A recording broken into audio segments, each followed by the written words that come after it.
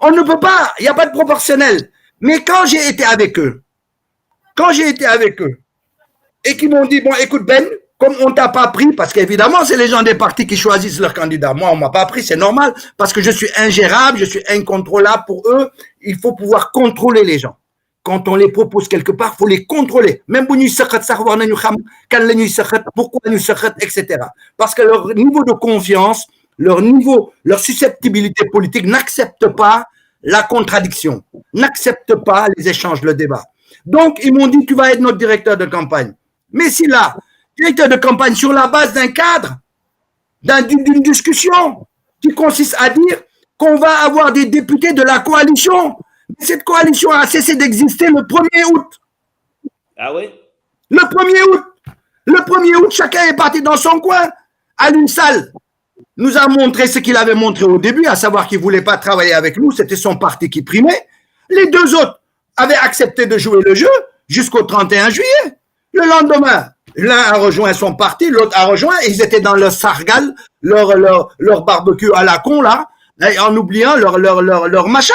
Ils m'ont même fait croire à un moment donné qu'ils n'étaient pas encore, ils n'ont pas encore pris leur fonction, et que quand ils mettaient leur écharpe, ils devenaient plus intelligents. Ils me l'ont même fait croire, si là.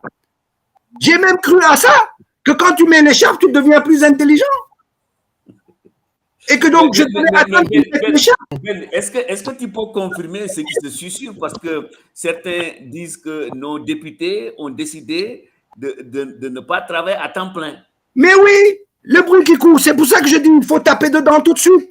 Il faut donner un coup de pied dans la fourmilière. Soit ils acceptent de se ressaisir, soit il faut les dénoncer.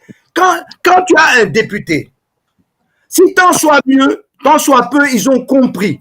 Parce que, évidemment, moi, j'ai toujours défendu le fait que les partis politiques ne comprennent rien en la diaspora. Si tu prends un gars comme Mamadou Dem, c'est une exception qui confirme la règle. Parce que Mamadou Dem, il a d'abord été un militant associatif.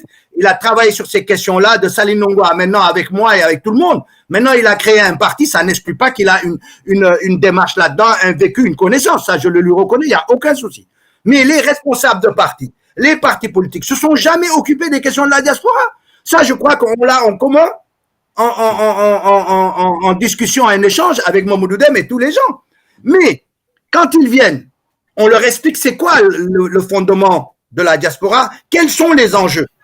Si vous relisez notre programme, les enjeux c'était au niveau de 3 points, mais ces gens-là l'ont pas compris, parce que les enjeux devaient être discutés en commun, en groupe. Mais ces enjeux, si tu les avais compris, tu ne peux même pas penser 30 secondes que tu vas être un député à mi-temps.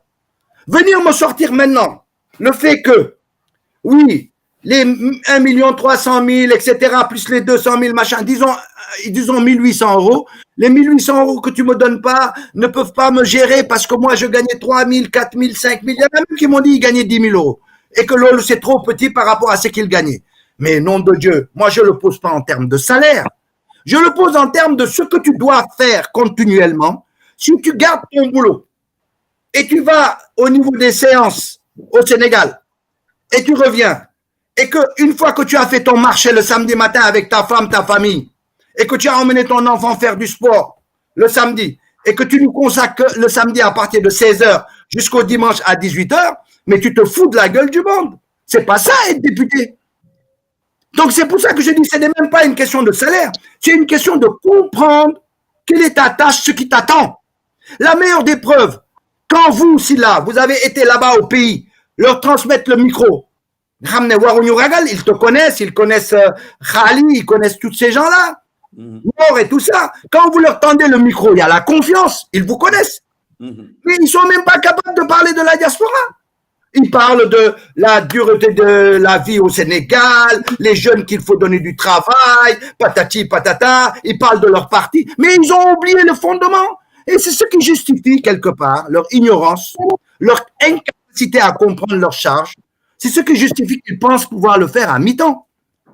Mais c'est ça qui est intolérable. C'est le fait de penser aujourd'hui qu'on puisse être à mi-temps. Moi, je ne parle pas de salaire. Je parle, si tu n'es pas à plein temps pour la diaspora, mais c'est que tu t'es trompé. Fallait pas être un candidat à la candidature. Oubliez les gens de ton parti, c'est des idiots.